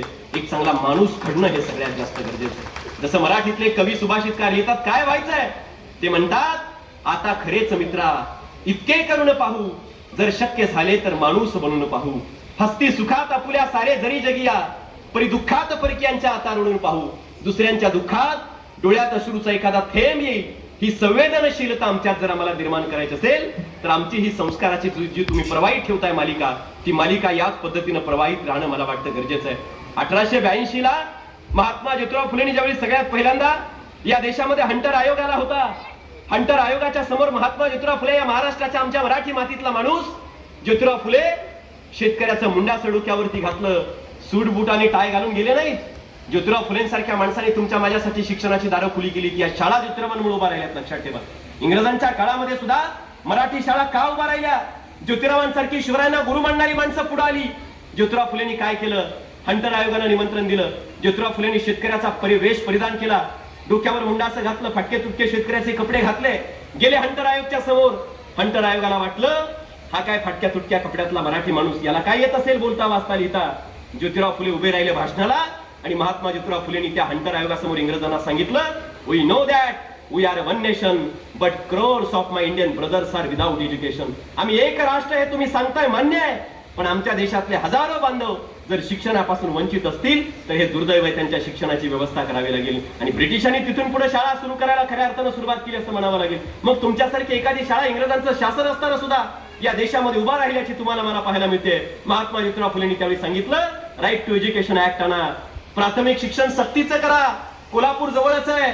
कोल्हापूरचे छत्रपती शाहू महाराजांनी ज्योतिरावांचा विचार पेरला, प्राथमिक शिक्षण सक्तीचं केलं. कोल्हापूर संस्थानामध्ये सुद्धा त्यावेळी मग शाळा उभा राहायला लागल्या. आमच्या देशातल्या सरकारला 2010 साल उजळावं लागलं. 2010 ला मनमोहन सिंग पंतप्रधान असताना मग राईट टू एज्युकेशन कायदा आला आणि प्राथमिक शिक्षण सक्तीचं झालं. त्याच्याही कितीतरी पूर्वी ज्योतिरावांच्या विचारांची, मला वाटतं राजर्षी शाहू महाराजांच्या विचारांची शाळा 1926 ला तुम्ही या मातीमध्ये उभा केली. आज तिला 100 वर्ष पूर्ण होत आहेत. हा अभिमानाचा एक मोठा इतिहास या शाळेचा तुम्हाला आणि मला पाहायला मिळतो. शिक्षणाशिवाय ज्या काही तरुणोपायच नव्हता, तुमचा जो उद्धार झाला. आज साहेब जिल्हा परिषदेचे सदस्य झाले, आज काही माणसं उच्च पदावर तुमच्यातले अधिकारी आहेत, आज तुमच्यातली काही माणसं उच्च पदस्थ अधिकारी असल्याची पाहायला मिळतात, व्यावसायिक आहेत, काही महत्वाच्या पदावरती गेलेत. हे सगळं शिक्षणामुळे झालं, हे सगळं शाळेमुळे झालं. ज्योतिरावांनी जे सांगितलं होतं, मगाशी सरांनी बोलताना जो उल्लेख केला, विद्येविना मती गेली, मतीविना नीती गेली, नीतीविना गती गेली, गतीविना वित्त गेले, वित्ताविना शूद्र खचले. एवढे सगळे अनर्थ एका अविद्येने केले. शिक्षण जर घेतलं नाही तर हा नाश कुळाचा होऊ शकतो. म्हणून शिक्षणाशिवाय तरुणोपाय नाही. तुमच्या कुळाचा उद्धार जर कोण करू पाहत असेल तर 100 वर्ष अभिमानानं स्वतःच्या कर्तृत्वाचा ध्वज फडकवणारी या मातीतली शाळा करत असते. म्हणून एखाद्या देवालयापेक्षा सुद्धा जास्त पावित्र्य जर कोणाचं असेल तर तुमच्या या प्राथमिक शाळेचं पावित्र्य हे आपण लक्षात घेणं मला वाटतं गरजेचं आहे. हे पावित्र्य आपण समजून घेणं मला वाटतं गरजेचं आहे. आणि म्हणून शिक्षणाचं ते महत्व आपल्याला समजून घेत असताना या शाळेचं हे महत्व सुद्धा तुम्ही आणि मी लक्षात घेणं गरजेचं आहे. अशा मराठी शाळांमध्ये घडलेल्या मुलांमध्ये कर्तृत्व अमाप आहे. किती किती माणसं मराठी शाळेमध्ये घडले. मी सांगेल, या देशाच्या स्वातंत्र्याचा लढा उभा राहिला. मराठी शाळेत शिकणारे अनेक नवतरुण एकत्र आले. मराठी भाषेतून कुणीतरी फुटकार दिला, कुणीतरी गगनभेदी सेनापती बापटांसारख्या माणसानं कविता लिहिली. आईवरी विपत्ती आम्ही मुले कशाला, बंदित मायभू ही आम्ही खुले कशाला, रक्ताळला देह अन भडका जीवात झाला, येणार कोण बोला आईस सोडवाया. मराठीतली गगनभिदी एकदा का भिडली गगनाला. एखादा राजगुरू सारखा महाराष्ट्राच्या मातीतला राजगुरू सारखा तरुण पुढे आला. एखादा पंजाबच्या प्रांतातला भगतसिंग सारखा तरुण या मराठीतली गगनभेदी ऐकून पुढे आला. एखादा सुखदेव सारखा तरुण पुढे आला. या देशाला मुक्ती मिळवून देण्यासाठी क्रांतीच्या त्या अग्नीमध्ये स्वतःची आहुती या मातीतल्या तरुणांनी द्यायला सुरुवात केली. या देशाला स्वातंत्र्य मिळालं. लाल, बाल आणि पाल ही त्रिसूत्री या देशाच्या स्वातंत्र्याची महत्वाची होती. त्या त्रिसूत्री मधले बाळ गंगाधर टिळक हे प्रमुख पात्र आमच्या माय मराठीतलं मराठी शाळेशी संबंधित असणारं पात्र होतं हे आपल्याला लक्षात घ्यावं लागेल. या मराठीतूनच या चळवळी उभा राहिल्या. शाहू फुले आंबेडकरांची चळवळ आपण जी म्हणतो मराठी भाषेशी संबंधित आहे. फुले महाराष्ट्रातले मराठी भाषेतले, शाहू मराठी भाषेतले, आंबेडकर मराठी भाषेतले. तुमच्या बेळगावच्या मातीशी डॉक्टर बाबासाहेब आंबेडकरांच्या निपाणीशी बेळगावशी एक वेगळं नातं होतं. ते नातं सुद्धा तुम्हाला आणि मला वेगळं सांगणं मला वाटतं गरजेचं नाही. हे अप्रूप आहे, हे कौतुक आहे. हे तुमच्या माझ्यासाठी मराठी म्हणून घेताना आमचा अभिमानाची बाब आहे. ही अभिमानाची बाब आपण अंगा खांद्यावरती त्याच अभिमानानं मिरवणं मला वाटतं गरजेचं आहे. लक्षात घ्या. आज जगाच्या कानाकोपऱ्यात जर गेलात, जगाच्या कुठल्याही कोपऱ्यात जा, आपल्या अभिमानानं आपल्या कर्तृत्वाचा ध्वज फडकवताना मराठी माणूस आपल्याला जगाच्या कानाकोपऱ्यात कुठेही पाहायला मिळतो. हे मराठीचं, हे मराठी माणसाचं वेगळेपण असल्याचं आपल्याला पाहायला मिळतं. हे वेगळेपण जपत असताना हे संस्कार जे आज तुम्ही जपू पाहताय, हे संस्कार याच ताकदीनं, याच तोलानं मला जगावे लागतील. आई वडिलांच्या प्रतीचा आदर, आमच्या महापुरुषांच्या प्रतीचा आदर, आमच्या मातीच्या प्रतीचा आदर, हा आदर, हा सन्मान आमच्या मातीतून, आमच्या विचारांतून, आमच्या कृतीतून सातत्यानं प्रवाहित होता राहायला पाहिजे. ही एक अपेक्षा तुम्हा सगळ्यांकडे या कार्यक्रमाच्या निमित्तानं व्यक्त करेल. नाहीतर आम्ही शिकायचं, मोठं व्हायचं, प्रचंड मोठं व्हायचं, प्रचंड पैसे कमवायचे, आईला विसरायचं, मातीला विसरायचं, माणुसकीला विसरायचं. आमच्या शिक्षणाला मग त्यावेळी काही अर्थ उरत नाही. लक्षात ठेवा. मी मगाशी जे सांगितलं शिक्षण म्हणजे काय, सावित्रीबाईने जे सांगितलं, शिक्षणाने जाते पशुत्व येते मनुष्यपण पहा. माणसाला माणूस बनवतं ते खरं शिक्षण आहे. तो खरा शिक्षणाचा अर्थ आहे. नाहीतर तुम्ही शिकायचं, पदव्यांच्या पदव्या मिळवायच्या, 4-4, 5-5 PhD मिळवायच्या, गावात यायचं आणि गावाकडे येताना एखाद्या हॉटेलच्या, एखाद्या कंपनीच्या रिसेप्शनवर बसलेली सुटबुट टाय घातलेली एखादी मुलगी इंग्रजीचे 2 शब्द बोलली रे बोलली की आम्हाला वाटतं किती विद्वान आहे. आणि आमची शेतात काम करणारी, आमची फाटक्या लुगड्यातली आई, आमचा फाटक्या कपड्यातला बाप आपले अनुभवाचे 2 आपल्या अडाणी भाषेतले बोल बोलला की आम्ही त्याला निरक्षर समजतो, अडाणी समजतो. मग आमच्या शिक्षणाला काय अर्थ उरतो का हा प्रश्न आहे. मग आमच्या शिक्षणाचा काय अर्थ आहे का हा प्रश्न कधीतरी आम्हाला आमच्या अंतःकरणाला विचारावा लागेल. शिक्षण म्हणजे काय असतं, शिक्षणाचा अर्थ नेमका काय आहे. आपण बघा, कोण शिकलं म्हणजे काय फार काय मोठं झालं अशातला भाग आहे का. शिकलेली माणसं फार काय समाजाचं भलं करतात का. माझा समज आहे शिकलेली समाजाचं फार काय भलं करतात असं नाही बरं का, सगळीच करतात. मला सांगा, प्रदूषण म्हणतो समस्या मोठी, सगळ्यात मोठी समस्या प्रदूषण. कोण करतं प्रदूषण. शिकून सवरून मोठी झालेली 4 व्हीलर घेऊन सगळी प्रदूषण कोण करतं, शिकलेली करतात. शेतात काम करणार आमचा अडाणी निरक्षर शेतकरी प्रदूषण करतो का, नाही करत. त्यामुळे शिक्षणाचा नीट अर्थ आमच्या लक्षात येणं गरजेचं आहे. भ्रष्टाचार कोण करतं, शिकायचं, संस्काराच्या गप्पा मारायच्या, मोठे अधिकारी व्हायचं आणि आपणच एखाद्या शेतकऱ्याच्या सोबत अपमान करायचा, त्याच्या बाबतीत भ्रष्टाचार करायचा. मग आमच्या शिक्षणाला काय अर्थ उरतो का. शिक्षणातून संस्कार प्रवाहित झाले पाहिजे, माणुसकी प्रवाहित झाली पाहिजे. शिकलेल्या माणसाने आईचा आदर करणं शिकलं पाहिजे, शिकलेल्या पोरांनी बापाचा आदर करणं शिकलं पाहिजे. या गावातून पूर्वी काय चित्र असेल, तुमच्या गावातल्या अनेक वडीलधाऱ्यांना आठवत असेल, पांढऱ्या कपड्यातले आमच्या गावातले एखादे सदग्रस्त जर गावाच्या चौथऱ्यावर असे बसलेले असायचे, एखादं वडीलधारं वरिष्ठ पोरग जरी असलं गावातलं तरी सुद्धा त्या वडीलधाऱ्या माणसाच्या समोरून जाण्याची हिंमत होत नसायची. हा भीती म्हणण्यापेक्षा हा आदरयुक्त दरारा त्या व्यक्तीच्या बाबतीतला असायचा. आज अशी वडीलधारी माणसं असतात, गावाच्या चौथऱ्यावर पोरं PUBG सारखे गेम खेळत बसल्याचे आम्हाला दिसतात. ही परिस्थिती आहे. ही परिस्थिती जर बदलून काढायची असेल तर तुमच्या गावासारखी गावं, तुमच्या गावातल्या मातीतली माणसं जो आदर, जो सन्मान आपल्या माय मराठीला, आपल्या शाळेला, आपल्या संस्कृतीला देताय, तो संस्कार आणि तो आदर आम्हाला देता येणं मला वाटतं गरजेचं आहे. आज आई बापांच्या प्रतीची तन्मयता, लीनता, आत्मीयता कुठे हरवली कळत नाही आमचं आम्हाला. पण एखाद्या चित्रपटातला हिरो येऊ द्या, एखाद्या हिंदी चित्रपटातला हिरो, एखाद्या हिंदी चित्रपटातली हिरोईन समोर येऊ द्या आणि पोरं बघा, अशी पोरं जमलेली असू द्या, सगळं हातातलं सोडून देतील, खिशातला फोन काढतील, त्या हिरो हिरोईन सोबत सेल्फी करायला अशी गर्दी झुंबड उडाल्याची आम्हाला पाहतो. खिशातला फोन निघतो, सेल्फी काढायला जातो, सेल्फी काढला जातो हिरोईन सोबत, चित्रपटातल्या हिंदी मराठी काय असेल त्या चित्रपटातल्या हिरोईन सोबत, आणि काढलेला सेल्फी त्याची फ्रेम बनवली जाते आणि ही मुलं आयुष्यभर आपल्या आयुष्याची कमाई म्हणून घरात लावताना आपल्याला पाहायला मिळतात. पण तुमच्या शिक्षणाचं महत्व हे असलं पाहिजे, तुमच्या आधुनिक युगातल्या त्या मोबाईलनं कधीतरी त्या फोनमध्ये आईसोबत, बापासोबत, वडिलांसोबत, आजोबांसोबत एखादा सेल्फी काढून तो सुद्धा त्यांना कधीतरी अभिमानाने मिरवता आला पाहिजे. हे कधीतरी आम्हाला लक्षात घ्यावं लागेल. एक लक्षात ठेवा, तुमचं लेकरू म्हणून आवर्जून या मातीतल्या काही तरुणांना मी सांगेल, भाऊ म्हणून या मातीतल्या तरुणांना आवर्जून सांगेल, एखाद्या चित्रपटामधला आमची मराठी संस्कृती आम्हाला काय शिकवते. एखाद्या चित्रपटामधली ऐश्वर्या रॉय नावाची हिरोईन कदाचित तुम्हाला खूप सुंदर वाटत असेल, एखाद्या चित्रपटातली प्रियंका चोप्रा नावाची हिरोईन तुम्हाला खूप सुंदर वाटत असेल, पण लक्षात ठेवा, कुठल्याही मुलासाठी त्याच्या आई इतकी सुंदर दुसरी कुठलीच बाई या जगात असू शकत नाही. आमची माय मराठी आम्हाला शिकवते, आमची माय मराठी आम्हाला शिकवते. अखिल भारतीय मराठी साहित्य संमेलनाच्या निमित्तानं तारा भवळकरांच्या मुखातून जे वाक्य आलं, मराठीचा जन्म कधी झाला असेल, त्या म्हणतात लिहिलं कुणी असेल, वाचलं कुणी असेल म्हणून मराठीचा जन्म झाला नाही. लेकरासाठी आईच्या मुखात पहिल्यांदा ओवी आली असेल त्यावेळी आमच्या मराठीचा जन्म झाला असेल. आईच्या मुखातून लेकरासाठी, बाळासाठी पहिली ओवी ज्यावेळी प्रसवली असेल त्यावेळी आमची माय मराठी जन्माला आली असेल. शिवरायांनी हाती तलवार घेऊन राज्य निर्माण करताना स्वतःचा राज्य व्यवहार कोश निर्माण केला आमच्या मराठीमध्ये. मराठीला बळ छत्रपती शिवाजी महाराजांनी दिलं, लक्षात ठेवा. आणि त्या शिवरायांनी जे शिकवलं, मी आई बापाचं महत्व सांगत असताना सांगतोय, आमची संस्कृती, आमचे संस्कार सांगताना सांगतोय, त्या छत्रपती शिवाजी महाराजांनी आम्हाला शिकवलं, ज्या शिवरायांचा मराठी म्हणून आम्हाला अभिमान वाटतो. काय शिकवलं शिवाजी महाराजांनी? आईची इज्जत कशी करावी, आईवरचं प्रेम काय असावं, या शिवाजी महाराजांच्या प्रतिमेचं पूजन केलं म्हणून सांगतो, त्या शिवरायांनी तुम्हाला मला शिकवल्याचं आमच्या लक्षात यायला लागतं. आईवरती प्रेम काय असावं, शेवटचं एक 5-10 मिनिटं फक्त तुमचे घेतो. आईवरती प्रेम कसं असावं कल्पना करून मला सांगा. महाबळेश्वरला कधी जातो ना आपण फिरायला? तुम्ही जाता का महाबळेश्वरला फिरायला? महाबळेश्वरला एक महादेवाचं राऊळ आहे, जे शिवाजी महाराज रायगडावरती 32 मनाच्या सोन्याच्या सिंहासनावर बसायचे. कशाच्या साहेब? सोन्याच्या सिंहासनावर शिवाजीराजे बसायचे, सुवर्ण सिंहासनावरती 32 मनाच्या. आणि ते छत्रपती शिवाजी महाराज आपल्या आईला आरोग्य प्राप्त व्हावं यासाठी त्या महादेवाच्या महाबळेश्वराच्या राऊळामध्ये 2 दिवस आईसाठी ईश्वराकडे चिंतन करताना मातीवरती झोपले छत्रपती शिवाजी महाराज. यावरून त्यांचं आईवरचं प्रेम लक्षात येतं. आज आपल्याला अनेकांना साहेब म्हणायची सवय आहे. आपल्या समोर एखादे दादा आले की दादासाहेब म्हणतो, भैया आले की भैया साहेब म्हणतो, काका आले की काका साहेब आपण म्हणतो. आईवर एवढं प्रेम कोणीच करत नाही. आईला साहेब छत्रपती शिवाजी महाराज म्हणायचे, मा साहेब म्हणायचे. एवढं प्रेम शिवाजी महाराजांनी आईवरती केलं. आमच्या मराठी मातीतल्या माणसांनी हे संस्कार तुमच्या माझ्यावरती दिलेत, लक्षात ठेवा. काही सोबत येत नाही, आम्हाला सांगितलंय. घराचा उमरा ओलांडून घराच्या बाहेर पडलात ना, काही सोबत येत नाही. पावला पावलावर माणसं भेटतात. आम्ही आमच्या भाषेला आईचा दर्जा देतो. आपल्याला जन्म देणाऱ्या मातेचं महत्व सातत्यानं मराठीतल्या अनेक सुभाषितकारांनी लिहिलेलं आहे, सांगितलेलं आहे. घराचा उमरा ओलांडल्यावर कळतं, काही सोबत येत नाही. मित्र मैत्रीण नाते गोते सगळे सोयरे सगळे भेटतात आणि प्रत्येक जण एकच प्रश्न विचारतो, काय कमावलं, कसं कमावलं आणि किती कमावलं. पण घरात एक ती आई असते, तुमचं वय किती असू द्या, तुमची आई असेल आणि तुम्ही घरात उमरा ओलांडून आत गेलात की आईचा पहिला प्रश्न असतो, बाळा आज काय खाल्लं, आज काही खाल्लं की नाही. ही ममता, ही आपुलकी या जगात फक्त आईकडे असते, दुसरी कुणाकडे असू शकत नाही, लक्षात ठेवा.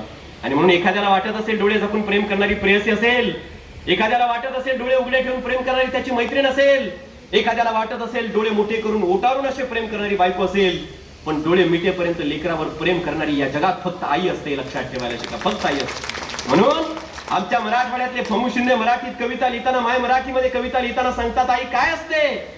ते म्हणतात, आई दुधावरची साय असते, आई वासराची गाय असते, आई लंगड्याचा पाय असते, आई असते जन्माची शिदोरी, जी सरतही नाही आणि उरतही नाही. ही आई नावाची शिदोरी सोबत घेऊन, तो बाप नावाचा सूर्य आपल्या सोबत घेऊन जगणं, हे आमच्या संस्कृतीत शिकवलंय, हे आमच्या विचारांमध्ये शिकवलंय. आणि हे धडे गावच्या शाळेमध्ये, जिल्हा परिषदेच्या शाळेमध्ये चिमुकल्या मनावरती त्याच्या बोबड्या बोलांना आकार देत असताना ज्यावेळी जोपर्यंत गिरवले जातील तोपर्यंत आमची संस्कृती जिवंत आहे, तोपर्यंत आमची भाषा नीटपणे अबाधितपणे जिवंत आहे. आपण लक्षात घेणं गरजेचं आहे. चकचकीकरण आमचं व्हायला लागलं. एसीच्या रूम मध्ये आमची मुलं इंग्रजी शाळेत जायला लागली. आमच्या मुलांना त्या बाबीचं महत्व कळणार नाही, आई बापांचं महत्व आमच्या मुलांच्या लक्षात येणार नाही. हे आम्ही समजून घेणं, आम्ही प्रत्येकाला लक्षात घेणं मला वाटतं गरजेचं आहे. बोलण्यासारखं प्रचंड आहे, बोलण्यासारख्या अनेक बाबी आहेत, पण शेवटच्या 1 मिनिटात फक्त एक महत्वाच्या 2 गोष्टी तुम्हाला सांगणार आहे. साहेब आपल्या सगळ्यांमध्ये या ठिकाणी उपस्थित झालेत. मला वाटतं काही मान्यवरांची मनोगत आपल्याला ऐकायची, म्हणून काही जण मला खुणवत आहेत. म्हणून शेवटचे 1-2 मिनिटाचे बोलत असताना काही गोष्टी मी आवर्जून या कार्यक्रमाच्या निमित्तानं तुम्हाला सांगेल. तुम्ही गावाचं गाव पण आज या ठिकाणी जपू पाहताय. आज काय विद्रुपीकरण या सगळ्या संस्कृतीत झाल्याचं मला बाहेर जर शहरोशहरी गेलो तर पाहायला मिळतं. साहेब आमच्या घरांना पूर्वी उंबरे असायचे, आजही तुमच्या गावातल्या अनेक घरांना उंबरे आहेत. गावगाड्यात हे चित्र आज तुम्ही जिवंत ठेवलंय. बाहेर जा, गावातल्या घरांना आज उंबरे नसल्याचे आम्हाला चित्र पाहायला मिळते. का असायची गावात घरांना उंबरे? त्या घराचा उंबरा कळतो ना, घराचा घराला उंबरठा असतो. का असायचा बरं तो उंबरठा? घराचा उंबरठा आम्हाला शिकवायचा, घराचा उंबरठा आम्हाला सांगायचा या घरातल्या मोठ्या माणसाची, या घरातल्या मुलीची, या घरातल्या मुलाची मर्यादा काय आहे, मर्यादा त्या उंबऱ्याच्या आत काय आहे, तो उंबरा आम्हाला शिकवायचा. घरातला वाद घराच्या आतच मिटवला पाहिजे, तो उंबरा आम्हाला सांगायचा. दुर्दैवाने आमच्या घराला आज उंबरे राहिले नाहीत. गावाला वेस असायची, गावाची वेस सांगायची, गावाचं भांडण वेशीच्या आत मिटवायचं असतं. गावाने या वेशीच्या आतमध्ये एक जीवानं एक दिलानं एकमेकांच्या सोबत राहायचं असतं.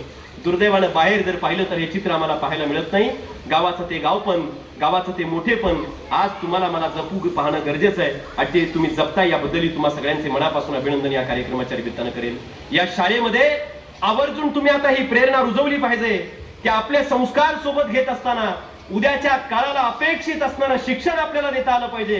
केवळ पुस्तकातले धडे गिरवण्यापेक्षा इतिहासाचे पुस्तकातली पानं चालत असताना त्या इतिहासाच्या पुस्तकातून इतिहास घडवण्याची प्रेरणा शाळेत रुजवणं आजच्या काळात सगळ्यात जास्त गरजेचं आहे. लक्षात ठेवा, हे तंत्रज्ञानाचं युग आहे. या तंत्रज्ञानाच्या युगामध्ये टिकेल असा विद्यार्थी घडण्याची भावना या शाळेतून प्रवाहित झाली पाहिजे. आणि ही भावना रुजवण्यासाठी आम्हाला काही गोष्टी आज समजावून आणि सांगणं गरजेचं आहे. तेच पारंपरिक शिक्षण देण्यापेक्षा आता सरकार नवीन शैक्षणिक धोरण आणू पाहत आहे. या नवीन शैक्षणिक धोरणामध्ये ज्योतिराव फुले इंग्रजांसमोर जो आग्रह धरला होता की कौशल्य आधारित शिक्षण अपेक्षित आहे आणि ते कौशल्य आधारित शिक्षण आता देणं गरजेचं आहे, ते दिलं जात आहे. ही गोष्ट मला वाटतं अतिशय कौतुकाची आहे. आज काळ बदललाय. आज तुम्ही पुणे मुंबईला जर गेलात कधी, तर पुणे मुंबईला गेल्याच्या नंतर तुम्हाला या ठिकाणावरून त्या ठिकाणापर्यंत जर जायचं असेल, मोबाईल काढतो आपण, ओला उबेर कार बुक करतो की नाही? ओला उबेर टॅक्सी बुक करतो. ओला उबेर एकही गाडी त्या ओला आणि उबेर कंपनीच्या मालकीची नसते. सगळ्या गाड्या त्या ड्रायव्हर लोकांच्याच असतात. पण तरी सुद्धा प्रवासाचं सर्वोत्तम साधन ती झाल्याचं आपल्याला पाहायला मिळतं. आज तुम्ही फोन पे, पेटीएम, देवाणघेवाणीचा व्यवहार, सगळ्यात मोठी बँक आपल्याला पाहायला मिळते. कुठं फोन पेचं ऑफिस आहे, कुठं फोन पेचं असं स्ट्रक्चर दिसतं का? पेटीएमची बँक दिसते का? आपल्याला नाही दिसत. आज तुम्ही खरेदी करतो, आपण कशावर करतो? अमेझॉन फ्लिपकार्टला करतो की नाही? अमेझॉन फ्लिपकार्टवरती रिटेलचा व्यवसाय. कुठं अमेझॉनचं दुकान आहे का बेळगावमध्ये? अमेझॉन शॉप, फ्लिपकार्टचा शॉप नाही आहे. म्हणून काळ बदलला आहे. डेटावरती हे जग आहे. आणि म्हणून येत्या काळामध्ये स्वतःला सिद्ध करण्यासाठीचं डेटा रिलेटेड शिक्षण आमच्या शिक्षण संस्थांमधून, अशा शाळांमधून देणं मला वाटतं गरजेचं आहे. कदाचित आदरणीय साहेब, तुमचा काळ असेल, तुमच्या काळातली विद्यार्थी त्यावेळी स्वप्न पाहत असतील या शाळेमध्ये 100 वर्षाच्या या इतिहासामध्ये की आम्हाला शिकायचं आहे. एकच मिनिट फक्त. तुमच्या काळातली लोक स्वप्न पाहत असतील विद्यार्थी की आम्हाला शिकायचं आहे, शिकून सवरून मोठं व्हायचं आहे आणि मोठं झाल्याच्या नंतर अमेरिकेतच नोकरीला जायचं, इंग्लंडमध्येच नोकरीला जायचं आहे. भलेही तिथं जाऊन आम्हाला मसाल्याच्या कंपनीत का काम करणं होईना, पण हे स्वप्न त्यावेळी प्रतिष्ठेचं समजलं जायचं. नंतरचा काळ आमच्या अलीकडच्या काळातल्या काही तरुण बांधवांचा आला. त्यांच्या काळातले विद्यार्थी म्हणायचे आम्हाला शिकून सवरून मोठं व्हायचं आहे आणि आम्हाला अमेरिकेमध्ये नोकरीला जायचं आहे, इंग्लंडमध्ये नोकरीला जायचं आहे, तिथे ऍपलमध्ये, मायक्रोसॉफ्टमध्ये, गुगलमध्ये आम्हाला नोकरी करायची आहे. पण आज तुमच्या या मराठी शाळेतल्या विद्यार्थ्यांनी हे स्वप्न पाहणं गरजेचं आहे. आमच्या या मराठी शाळेत आम्हाला शिकायचं आहे.